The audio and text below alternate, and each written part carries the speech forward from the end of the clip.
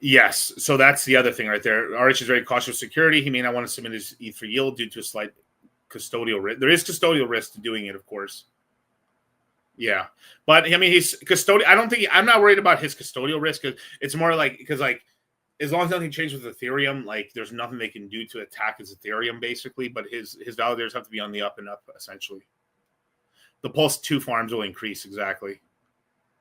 I mean, within the code, like the OA or Richard can essentially increase the amount of inflation that happens to ink. So he can just slightly increase the ink yield, and with the increase of the ink price, the yields. I mean, basically, like if the price doubles, right, the yield doubles, and then on top of that, if he increases the amount of emissions, like he could increase like the emissions by 3x. Eventually, they'll go down to 2x.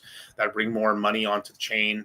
He could increase PulseChain Ethereum pair. I think that's a good pair to increase the yield on, just because you have more Ethereum that has to be bridged in order to make up for the demand. Also, it pairs Ethereum much more to PulseChain, which it already is anyway.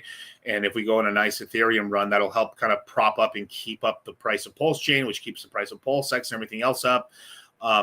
Probably increase the yield slightly to maybe like a PulseX Inc. or something like that as well. But yeah.